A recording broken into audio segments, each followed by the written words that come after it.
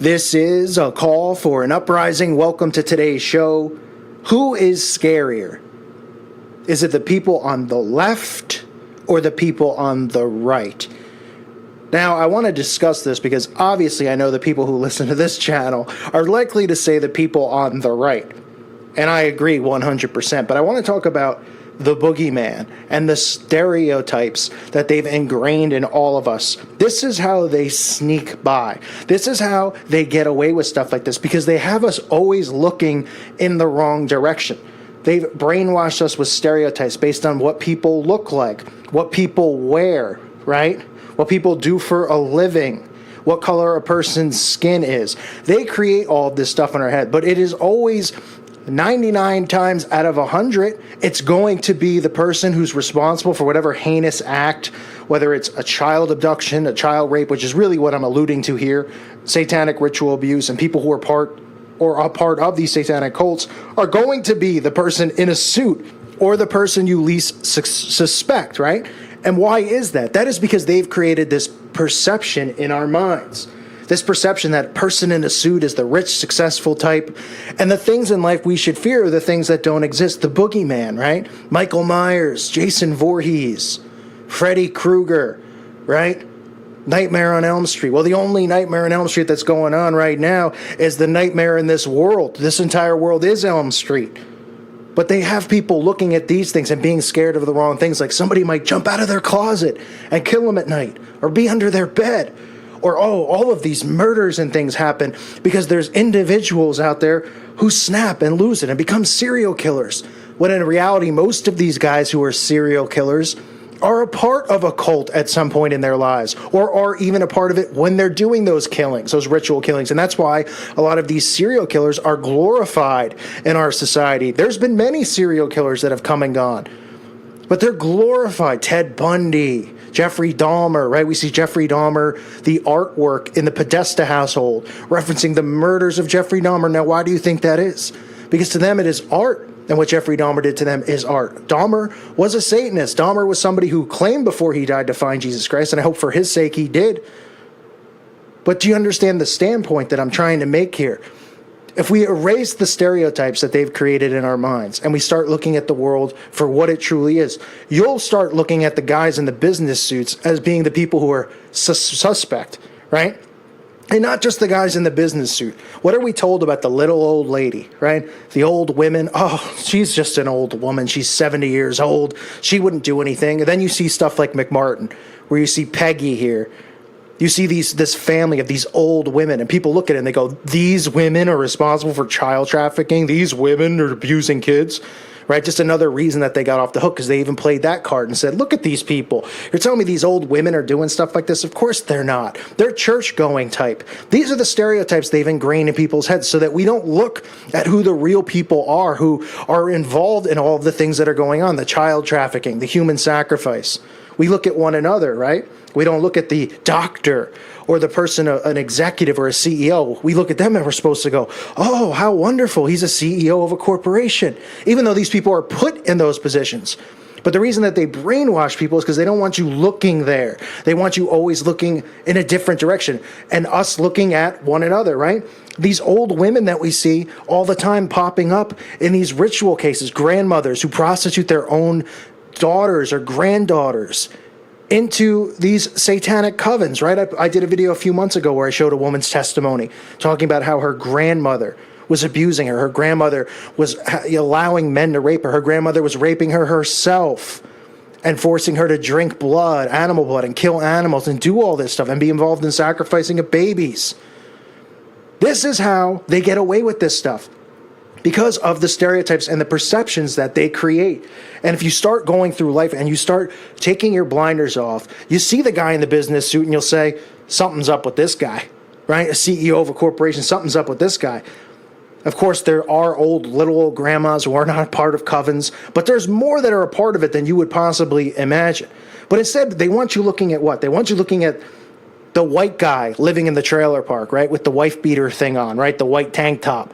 who's got a mustache and maybe looks dirty and he's poor. And they say that's the guy who's trafficking or molesting kids because he's strange looking, right? Because they create this perception of what you're supposed to look like if you're involved in child abuse or pedophilia, right? They don't talk about how it's $1 billion to $1 trillion industry and that the people likely behind it have to have that kind of money to be involved in it. Not a guy living in a trailer park.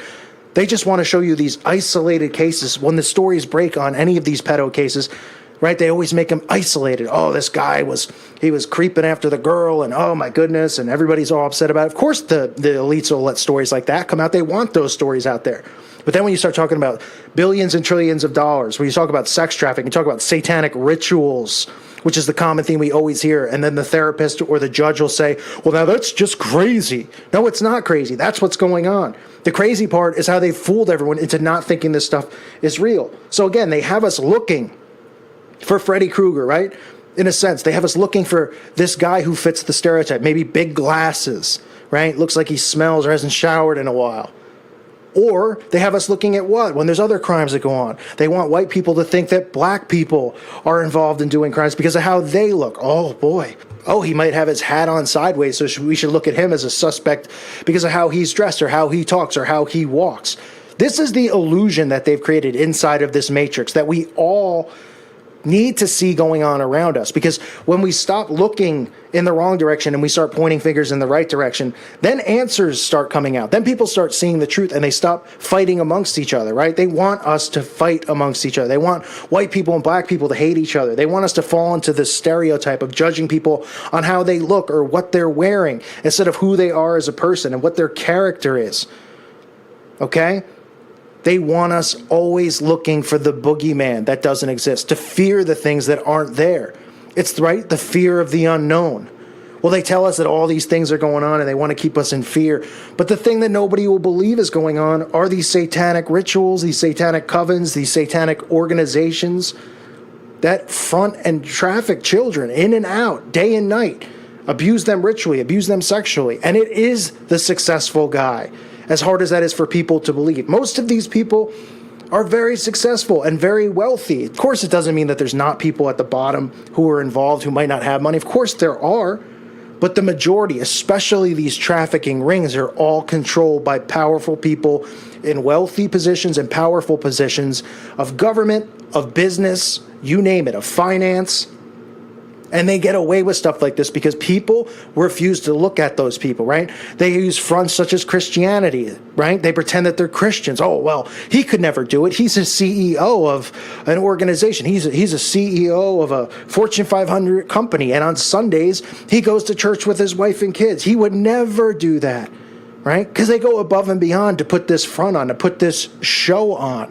And I wanted to do this video and just rant about it, because it's so important for you, if you're somebody who's listening who is young, to break away from the stereotype mentality, because that type of mentality enslaves us also. Not just from a standpoint of, oh, you're judging someone on how they look or how they dress, but from the perspective of these people who walk and live amongst us, who are a part of these secret societies, who are doing these awful things in the world that we don't hear about, but we know is going on. And when we do hear about it, the finger gets pointed at the stereotype. Oh, it's got to be this guy over here. He's poor. He's living in a trailer. Can't be the doctor. No, he's in church on Sunday doing all these great, wonderful things. I've talked before about philanthropy, right? It's one of the greatest crocs to ever exist. It's in the books that they read, when they're taught, when they grow through all of these orders that are involved in. Philanthropy is always pushed. Why do you think that is? Because they use it as a front for people subconsciously. They don't even realize it. They go, well, my charity organization, and people don't realize that they're processing that going, wow, that's wonderful. David Rockefeller has a charity organization with all his money. He's giving it back to the people and doing good things for them. It makes people automatically think that these people are do-gooders, that they're doing good things for the world, and they can always use that. They can use it as a deflection tool. When you confront somebody about it, one of these people who's involved in these organizations, like look at Hillary Clinton, with what we've seen with the trafficking and all this stuff and Pizzagate, right? She has organizations for child trafficking that are fronts. They're not just fronts so that she can get away with the stuff. They're also fronts so that if she gets caught with her hand in the cookie jar, she can go, hey, That's not true. I fight against this. What do you do? Huh? What do you do? I put my money that I make back in to help children in third world countries. This is how the elites operate, through philanthropy. Why do you think all these actors, they all have charity organizations, all of them, from Kim Kardashian to you name the person. It's not because they're the kindest, most caring people who just want to give back because they make so much money and they want to give back to the world. It's for the perception, right? So they can always use that. And somebody can go, Kim Kardashian is not like that. You shut up and stop saying that stuff about her. She has cancer organizations that donate money to cancer organizations and charities and all sorts of things. Celebrity after celebrity after celebrity, right? Same thing. Philanthropy is used as a front. So these are all things that they use to make themselves look like they're great people, that they would never be involved in anything like this. Right? So even if you brought stuff like this up to somebody, they go, could that really be true? And then they put on the TV and see Ryan Reynolds or Ashton Kutcher's charity, and they go, oh, this is a call for an uprising. These people are Looney Tunes. Don't listen to the people online. Look, he's got a charity set up protecting children. Why do you think that is? They're 10 steps ahead. They understand mind control to a T. They've studied it since Egypt. They've used mind control. Okay, now with the television and all this stuff, they have it down to a T. And they use all of these things as psychological weapons to influence people, whether they realize they're being influenced or not. Because on a subconscious level, these things are getting implanted in your head, whether you realize it or not. Whether you're watching Keeping Up with the Kardashians and you're seeing Kanye West and Kim Kardashian do some type of charity for kids, and you might just be watching it going, oh, that's nice. It's implanting something in your head. So if you heard about, oh, they're involved in trafficking, or they could be, the person's automatically getting dismissive. Oh, I saw them doing great things. Oh, you shut up. That stuff's not going on. These are good people. You're just judgmental. You're just jealous. You're just a hater. They've set this entire arsenal up. It's a wall of defense, and it's all psychological. So when we break free from that, when we stop using stereotypes to look at people, whether it's their skin color or their clothes or their appearance, as far as weight or whatever, what car they drive, all this stuff. They want it completely stereotyped that way when it comes to child trafficking, when it comes to anything involving the bad things in this world, as they're supposed to look like because of the fronts of wearing a suit and tie, of being a doctor or whatnot, right? And then saying, well, he became a doctor because he earned it the old-fashioned way. He went to school for 50 years, when he got his master's, and he got his master's again, and oh, he earned it. Don't be jealous because he did that and you didn't do that. These are all fronts for them and covers for them because they've created this bubble in our head of what's successful and what's not, and what it looks like to be successful and what it doesn't, and what it looks like to be creepy or a pedophile or something disgusting or disturbing or weird, right? That's what they've done. So break free from those shackles. I wanted to do a video just pointing it out because people are more scared of things, right? They put on Halloween, they put on Nightmare on Elm Street, they put on Friday the 13th, they put on Scream, and they're more likely to jump when they see that. Well, when I walk down the street and I see a guy in a suit or a group of guys in a suit at 1 o'clock in the afternoon having a corporate lunch, I jump, okay? I'm creeped out because, of course it doesn't mean every guy in a suit is involved in this stuff. Of course not even close, because people unfortunately have to be slaves to the system and go to work, and some jobs make you wear a suit. But I'm saying it from the perspective of the elites and how they dress and how they operate and how they conduct themselves in public is not who they really are.